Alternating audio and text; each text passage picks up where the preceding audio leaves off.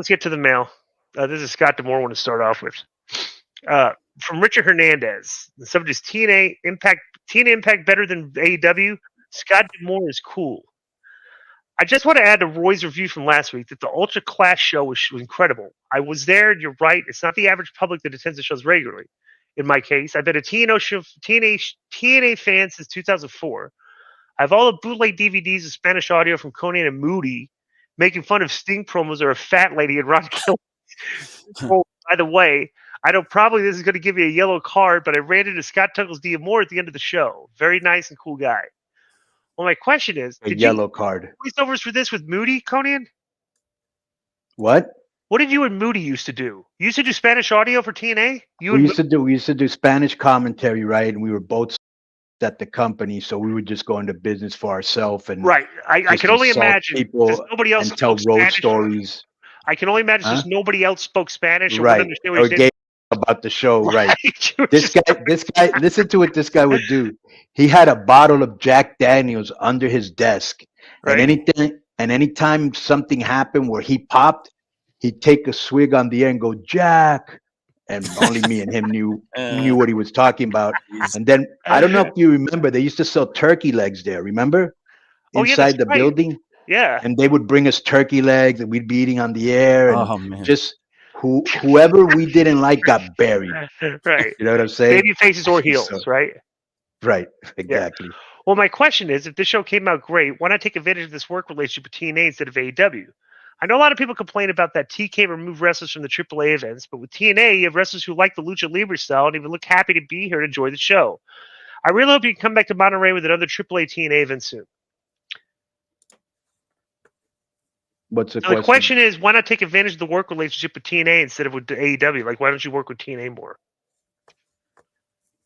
We haven't worked as much as them because they didn't have as the big names that we needed for big shows, but they do have some names there. But I think there were seven matches. Everybody bought it. You know, Scott was happy.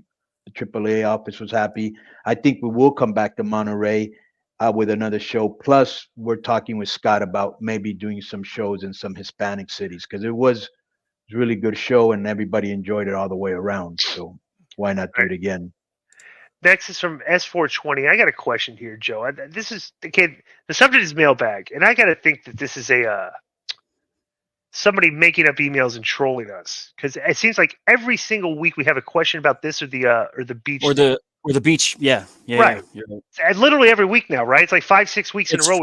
It's very frequent. All right, question for Conan and Disco. Do you guys remember participating in the MTV Snowball show back in 1999? You guys are in a battle royal with Brian Adams winning. Conan came to the ring riding a snowmobile. Any fun or memorable stories from the show? Sorry if this has been asked before. Well, it has been asked before repeatedly. And I just pointed out, yeah. So just real quick, I vaguely remember it. They had that hot model chick was there. Her name is James King. She ended up blowing up and like becoming pretty popular back in the day. But it was just a fun. It was kind of weird because like I didn't grow up in the snow or never went skiing. Right. I was surprised at like how much snow there was for as warm as it was out. It wasn't freezing 30-degree cold. And there was like tons of snow everywhere. And I was like, there's like a little chilly. And I thought that was interesting because I thought like it had, I don't know. It's just whatever. It was just the MTV stuff we did. So we were cross promoted everywhere. We were popular. The show was over huge. So the last time that somebody showed us, asked us about this, and you and I had little recollection. Mm-hmm.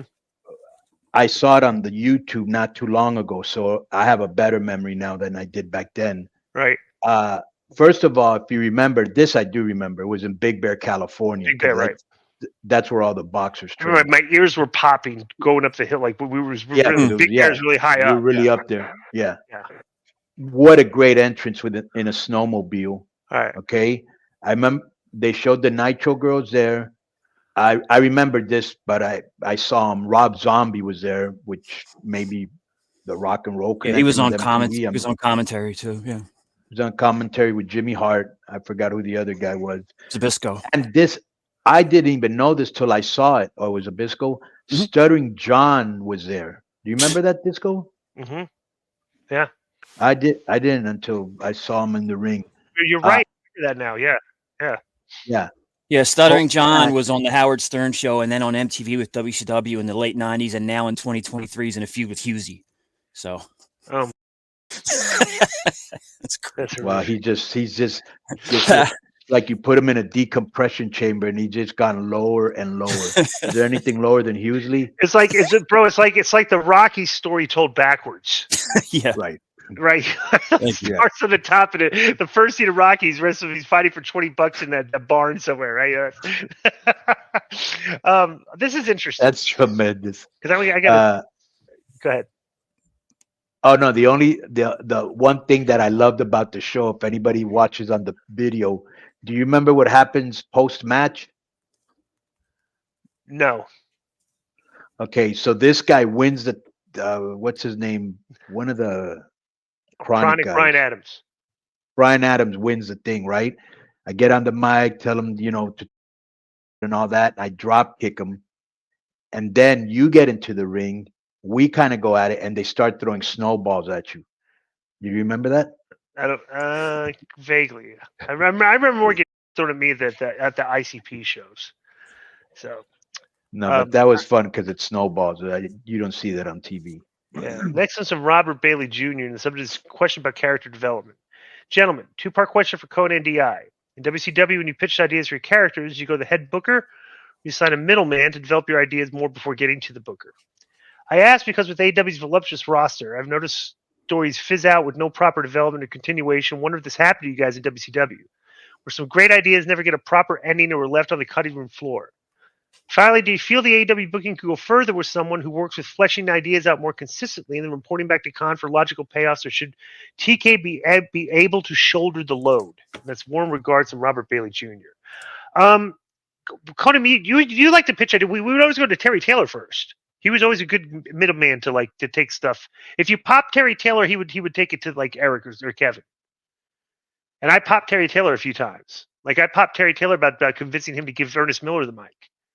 And stuff like that, some other things for my character. Like me and Terry Taylor booked the angle where I came up with the cheat sheet for the move my uncle gave me back home, like what that thing. But who would you go to, Conan? Would you go to Terry? Would you go to would you go to Kevin? No, I'd go to Kevin or I'd go to Terry because Kevin had a really good mind for what was good. You know what I'm saying? He'd tell you this is good, this isn't. Right. Yeah. Well, my relationship was with Terry more. And AEW, but yeah, well, Tony needs help. There was we've spoken about this on the show. He definitely needs help.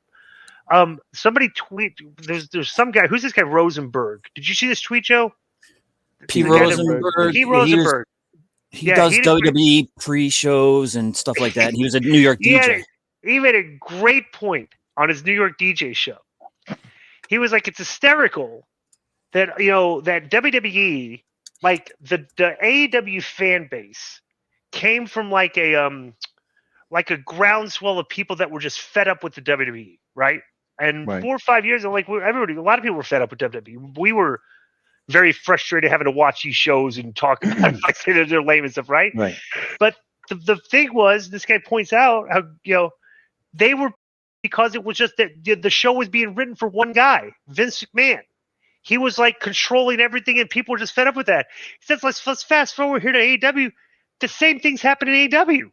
It's one guy, Tony Khan, booking everything. Like he has his fingerprint. Like nothing gets approved unless it goes through him. And it's just funny that the fan base that quit watching the one show or hated the one show because it was just being controlled by one guy are now gravitating like they're fans of this show, and it's under the same premise that the WWE ran under that caused everybody to hate it in the first place, which is true. What do you think of that? Yeah, there's a lot of truth to that. Yeah. There is a lot of truth to that. Yeah. Bro, let's the fact that show is going to be stuck in the mud until Tony gets help.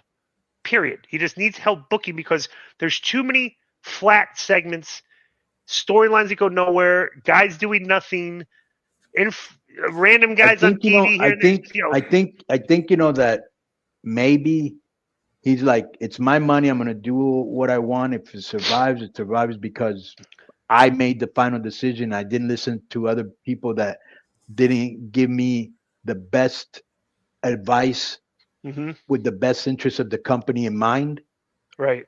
but even the smartest guys at any level always surround themselves with smart people because you Right. can't do everything and you can't delegate everything. You know what I'm saying? 100%. Yeah. Like when you guys brought me on board K100 was like, it's a rising boat with the, how does that go? Rising tide So lifts the all boats. intelligence, you don't even know the name of. So You next is buried yourself. next from Hank Beanie, sub his match tape. Hey guys, I saw an interesting interview with Roy Lucier. Lucier said that Chris Jericho and Chris Benoit were both. Oh, by the way, Lucier did our Mexican wrestling minute last week, Yeah, he'll be back. or 2 weeks ago. 2 weeks ago. Mhm. Lucier said that Chris Jericho and Benoit would both reach out to them in the early '90s to get tapes of matches. Jericho would want tape of his Mexico matches so he could rewatch, while Benoit wanted tape of future opponents. How much film would you and other guys watch back in the day to help improve your work? That's from Handsome Hank. P.S. A lot of people have been asking on YouTube, why was Hughes stop putting Disco's name in video titles? Almost all the titles now are Conan on. Is there heat there, or does Conan's name draw bigger numbers? I would suggest Conan's name obviously draws bigger numbers because he's been on the show. He has more followers than me on Twitter. I don't care about that. I don't care about the clickbait. There's things I care about the clickbait title, like however you clickbait titles the headlines. I don't care if you use my name or not. It's like, But I didn't even understand the question. What's going on? So when Hughes on YouTube, if you go look at our YouTube thing, the thing would be like Disco on AEW's bad ratings, and it'd be a question from an email talking about, okay, now like sometimes you mix it up, Disco on, Conan on. Now it's like exclusively Conan on. Like he Why is uses that? like maybe people just hate me so much that they don't want to use my name for the clickbait. That'd be interesting. Let me ask Joe. Do you know anything about this, Joe? The YouTube thing with Hughesy and using Yeah. your name more often? No, I would imagine it's Yeah. kind of like what Disco said, that you seeing your name, probably people might click on it more often. Then maybe Well, the ones with your name in the headline do more views. Because Disco's got Just ask him. Disco's got them boys heat at this Yeah, point. go ahead and ask him that and see Yeah, if there's boys. metrics. If there's metrics on my name, right? Okay. Okay. Next, hey guys. By the way, I would. There was a Japanese food store about a half-hour drive from my house. Oh no, back then it was like a 15-minute drive that I would go to pick up Japanese tapes, and they have the All Japan and New Japan, like 2 weeks of weekly TVs. You could rent the tapes for like 3 days, and I would go and watch. I just watched I didn't watch anything specific. I just just watched the Japanese stuff, So that's back. And how come you don't understand Japanese wrestling that much? I do understand Japanese wrestling. Back then, you're like the forearms and all the other no, stuff. but they didn't. No. Back then it was Misawa, Kobashi, Kawada, stuff like that. Yeah, they did forearms. Yeah, but they wouldn't do it like they do today, where you stand there and just like they would exchange, and they throw in Japanese wrestling. They threw forearms. That there weren't like a lot of like Terry Funk would punch, but the Japanese wrestlers grew up doing the forearms. Yeah, right? The Americans really didn't throw forearms. Right, and the juniors were, the juniors were incredible athletes back then. The New Japan juniors, Osaka. Oh God, what were these guys' names? Tiger Mask, Otani. Is that was there an Otani back then? Otani's from the '90s. That's when I was wrestling. Yeah, that's I when wrestled I watched, Otani. Right. Oh, did you really? Yeah. The old school. Twice. The old school New Japan juniors were just. They were doing what the Mexican guys were doing here. They were innovating. Bro, the first time we did a tour of New Japan, we did a tour of New Japan, and the first time that I wrestled Otani, I had just wrestled Chris Benoit the day before, and we literally out of each other. Yeah. And he goes, "That's the style here. That's how you have to wrestle." So I went in there and I wrestled Otani, and I don't think he was expecting what I was gonna bring. Right. And I just suplexed him, smacked him, closed on out of him. Well, the next day we were in his hometown, and bro, he beat out of me. And then the next day I had Chris Benoit again in like a tag team or something, and I was like, "Chris, can we just take it easy?" And he goes, "No." Yeah.